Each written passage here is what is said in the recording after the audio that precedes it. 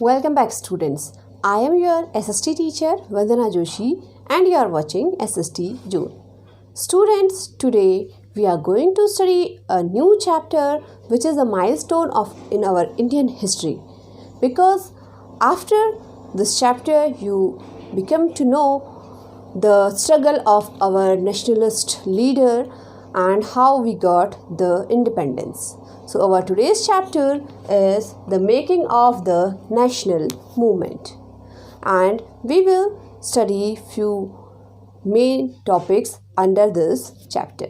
So let's see what are our today's main topics. Let's see what are the topics of today's chapter. So first topic is the emergence of nationalism. In the first topic, in the emergence of nationalism, we will see that how the feeling of nationalism came or emerged in the Indians.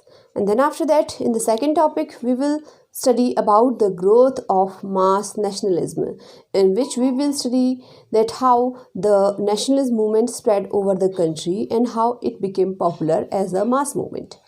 In other topic, the March to Dandi. The March to Dandi is a famous march which is also known as the Salt March, which has been done by Mahatma Gandhi ji. So the other movements around the March of Dandi and the main Salt March that we will study in this topic. And then after that, at the last, we will study about the Quit India movement, in which a widespread movement came and it was known as the Quit India movement. So students, today we will discuss about the first two topics, that is the emergence of nationalism and the growth of the mass nationalism, and rest two topics we will study in our second part of the video. So let's start our today's chapter with our first topic.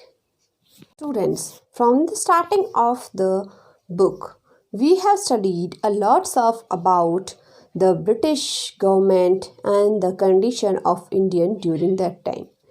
We have studied from the arrival of Britishers, their administrative system in our country.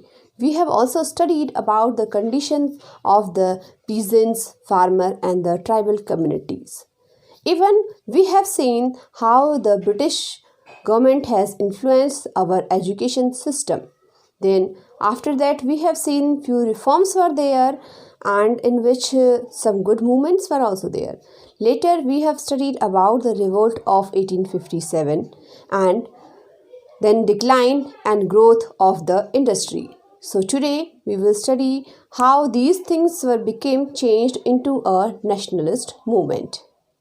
The Indian people realized their own strength, and thus the spirit of nationalism was infused into them, which ultimately led them to the independence. But what was the spark? Which was the reason of the emergence of the nationalism? Are there any reason or something more is out of the reason which was a kind of emergence of the nationalism in our country? So, if we talk about the reasons or the causes behind the emergence of the nationalism, the revolt of 1857 was a turning point in the history. The period after the revolt witnessed major changes. India came directly under the British Crown.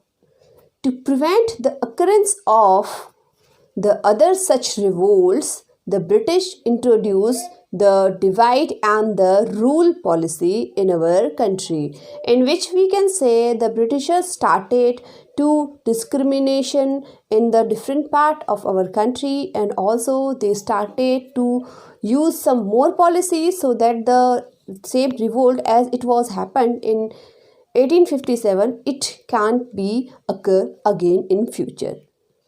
But now, the Indians realized that their welfare was not a matter of concern for the British government, as now they have seen the advantages of the togetherness and disadvantages of the divide and the rule policies.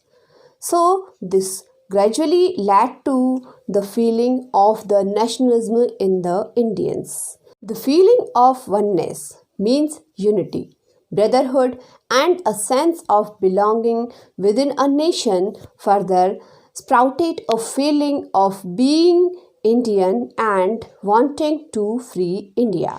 Means the Indians were now having some feelings for their nation because they learned from the 1857's revolt that during that time they were not united. So the revolt was totally failure. But now they learned from that, and then now they are united, and the brotherhood came in their mind, and then now the feeling of nationalism was emerged in their mind.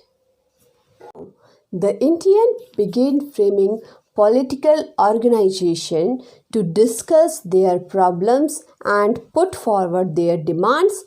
Like many demands were there that they want to free the India, they want the same right in the British government as the Britishers were having. There were many demands of them, and they formed many organizations. The Pune Sarvajanik Sabha, the Indian National Association, the Modern Mahajan Sabha, the Bombay Presidency Association, and later the Indian National Congress. These associations aimed to empower people to take decisions regarding their country affairs. Means these associations were including the people in their parties, and then after that these parties were raising their voice against the rules of the British government. We talk more reason behind the emergence of the nationalism and a spark for again the kind of protest. So the law made by the British government were further added the fuel in the fire. Some of them were the passing of the Arms Act of 1878, which prevented Indians from carrying arms. Another was the Vernacular Press Act, which was passed in the same year in 1878, which curbed freedom of the press. Means the freedom of the Indian press was totally taken under the Vernacular Press Act. They are not supposed to print any article or the news which is against to the British rules and the regulation. Then after that, Albert Bill, which was came in 1883. According to the Albert Bill, British people could not be tried by the Indian judge.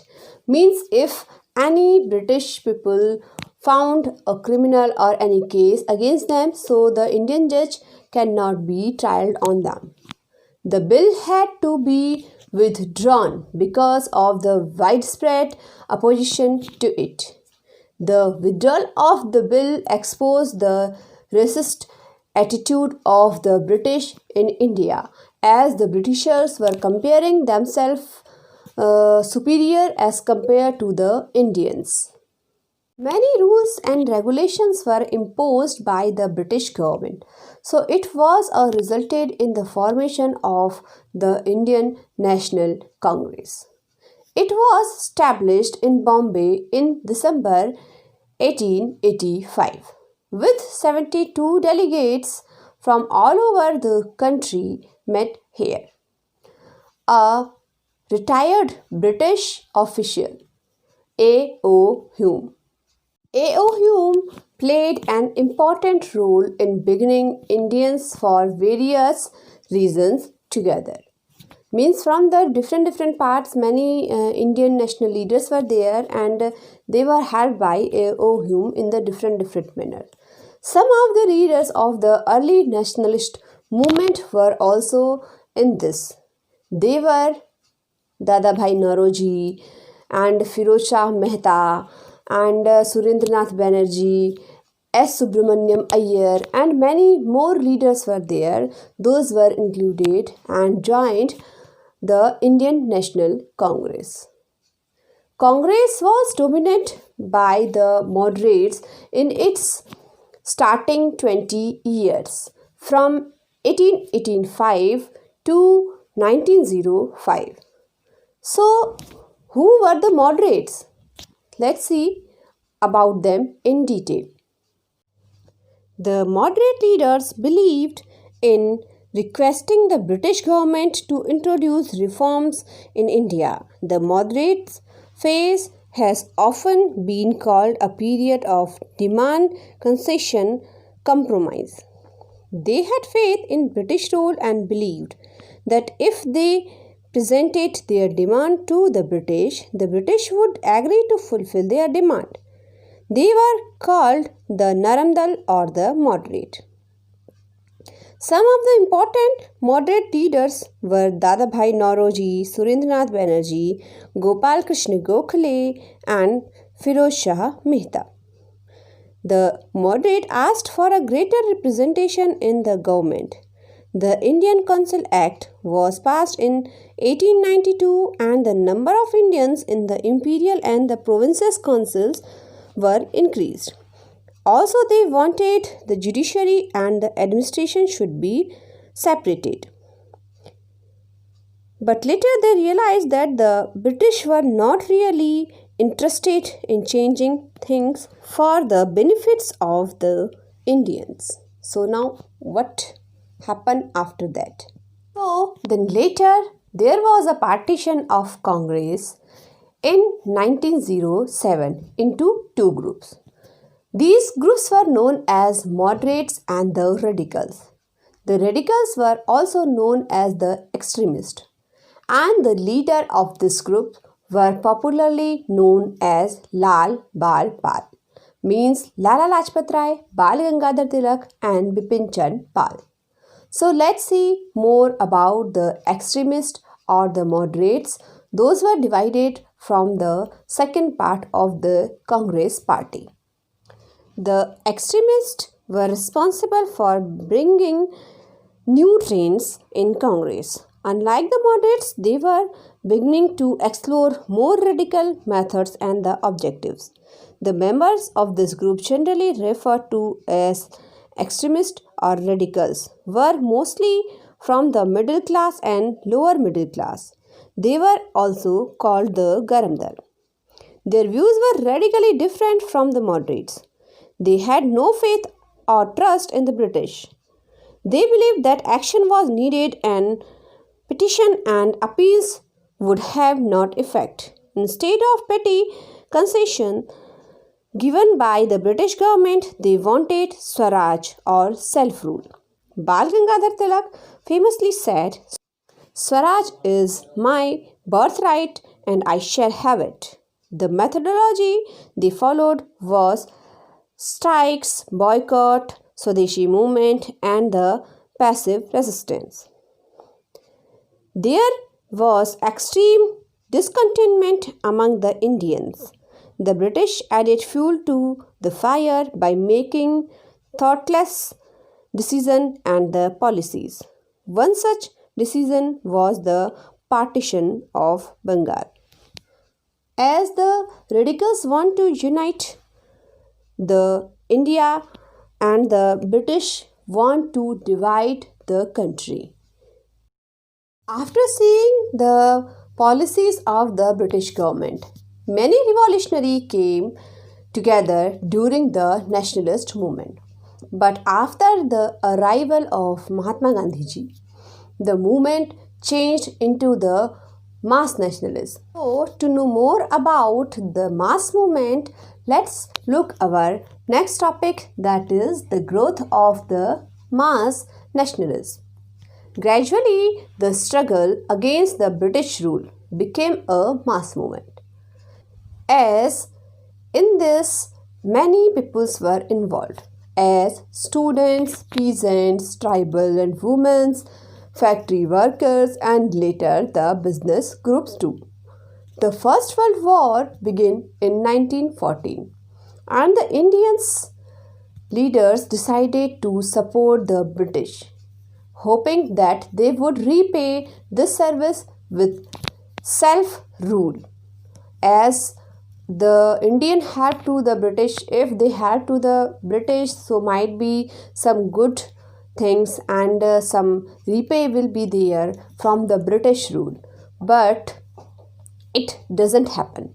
So what happened? Then in 1916, two Home Rule League were started under Bal Gangadhar Tilak and Annie Besant, and they both demanded of self-government, or we can say Swaraj. And it was very popular because everybody wants independence from the British rule, as the Britishers were very dominant on Indians. So the Indians want freedom and they all are going to be favored to the Swaraj. Other members of these leagues were Pandit Motilal Nehru and Chittaranjan Das. But the mass movement became very popular after the arrival of Mahatma Gandhiji.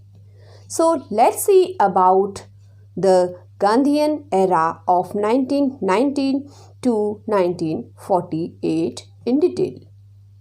Mahatma Gandhiji arrived in India from South Africa in 1915 and became the leader of all the mass movement in the coming years. His prior experiences of South Africa, when he was in Africa, he has seen many discrimination which were known as the racial discrimination in African peoples. So when he was in South Africa, he led many movements for the Indians as well as for the South African in the form of non-violence marches. It was against the racialist restrictions had made him, and he became popular as an international leader. Mahatma Gandhiji used his two weapons which were known as the Satyagraha and Ahimsa. So he used these two weapons to win the victories for the Indians and the native black Africans. One of his famous struggles was launched in Champaran, Bihar in 1917, which was famous for the indigo cultivation.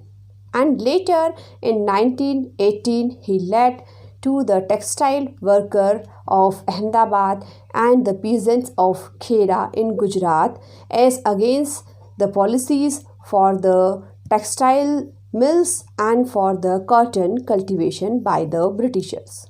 As we know that Satyagraha was one weapon of Mahatma Gandhiji, so the Satyagraha was launched on a large scale under Gandhiji.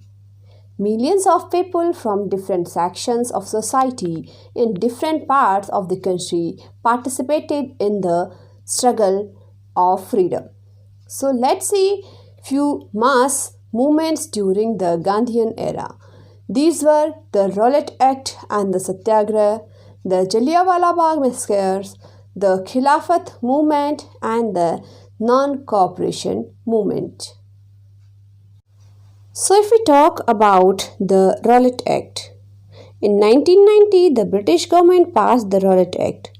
According to this act, the government had the authority to arrest and imprison anyone without a trial if suspected of terrorism. Or we can say if anybody is against of the British government, so without any trial they were sentenced to the prison. This act was ill-famed as a black art by the Indians and they revolted against it.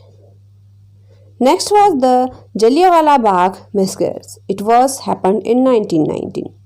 The people of Punjab took part in the national movement openly in connection with the agitations against the Roulette Act. Two popular leaders of Punjab, Satyapal and Dr. Saifuddin Kichlu, were arrested on 10 April on 1919. In order to protest their arrest, a large but unarmed crowd gathered at the Jallianwala Bagh in Amritsar. The crowd included women and children in a large number. This bagh is surrounded by high walls on three sides with a narrow entry on one side. General Dyer, the military commander of Amritsar, came with his troops and occupied the only entrance, then ordered his troops to fire at the crowd without any warning. According to the Congress, more than 1,000 people were killed while another 2,000 were injured. However, the government put the casualties only less than 400. Then the atrocities of the British government did not stop even at this. The martial law was proclaimed in Punjab. A wave of horror spread throughout the country, but the people were even more determined to fight the brutal British. In protest, Rabindranath Tagore renounced his knighthood. The another next famous movement was known as the Khilafat movement 1920. Turkey was defeated in the First World War and the Turkish Empire was divided between England and France. The Khilafat was deprived of his authority. There were protests in India by the Muslims as the Khalifa was regarded by them as the religious head. The Khilafat movement was led by Shaukat Ali and Muhammad Ali. Both were the brothers. Gandhiji supported this movement as he saw it as a change to unite the Hindus and the Muslims. He also wanted redressal of the wrong done in Turkey. He launched his non-cooperation movement in 1920 in our country.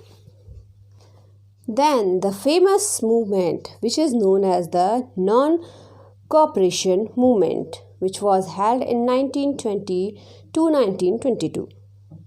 The Congress launched the non-cooperation movement along with the Khilafat movement under the leadership of Gandhiji. The aim of this movement was to attain Swaraj or self-governance using non-violence method. The movement was extremely successful. Initially, it started with surrender of titles like Sir, which the British government conferred to the Indians. Rabindranath Tagore and Subramania Iyer had already surrendered. Now it was Gandhiji who gave away his Kesare-Hind medal in August 1920. Many lawyers like Motilal Nehru, Chittaranjan Das, V. Patel, Asaf Ali Khan and many others gave up their practices. And then after that, the movement was very popular in all the Indians because it's a movement of without violence. However, Gandhiji was adamant that there should be no violence and the movement should be peaceful. But what happened in 1922? As Mahatma Gandhi was against violence movement, but in 1922, after the Chaura Chauri incident, he just stopped his movement. Chaura Chauri was a small village in Uttar Pradesh. On 5th of February 1922, the police fired out the demonstrator in the Chaura Chauri, and demonstrator got angry. Then after that, they started to kill the policemen. Then many violence was there and around 22 policemen were killed. Then after seeing this incident, then Gandhiji called off the non-cooperation movement and was arrested and sent it jail for again in the next 6 years.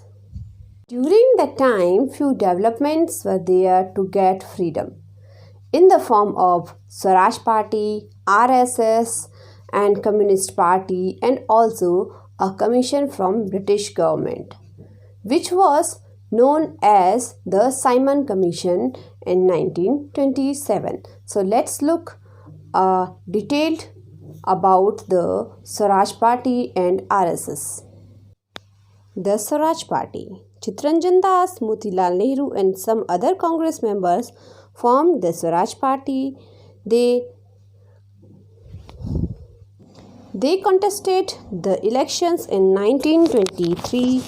The Swaraj Party members elected to the central legislature obstruct representative government bills after the death of Chittaranjan Das in 1928. The Swaraj Party faded away. If we talk about RSS, RSS is also known as the Rashtriya Swayamsevak Sangh. In 1928, an organization called the Rashtriya Swayamsevak Sangh was established to promote Hindu nationalism. Then after that, one more thing was formed, that is known as the Communist Party in December 1925. The Communist Party of India was established in Kanpur. Communism aimed to establish a classless society in which the state owned the means of production and the workers have a share in the profit. We talk about the Simon Commission, which came from the British side. The British government set up the Simon Commission in 1927 with the objectives of evaluating the Executive of Government of Indian Act of 1919. The commission headed by Sir Simon reached Mumbai on 3 February 1928 and was boycotted by all the parties because all the 7 members of the commission were British. No Indian was in that. So now a slogan was also famous during that time, which was known as the Go Back Simon. After all these movements, there was a session of Congress Party in 1929.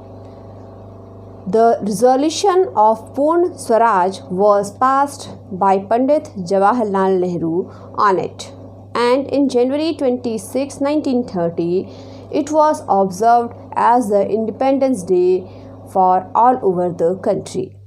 But it was independence? No. Still, the goal was very far. A long journey we have to play. So, for that, what were the next step and what happened after that when Gandhiji came back from the prison? We will see about that in our next video of this chapter, and for that keep watching SST June.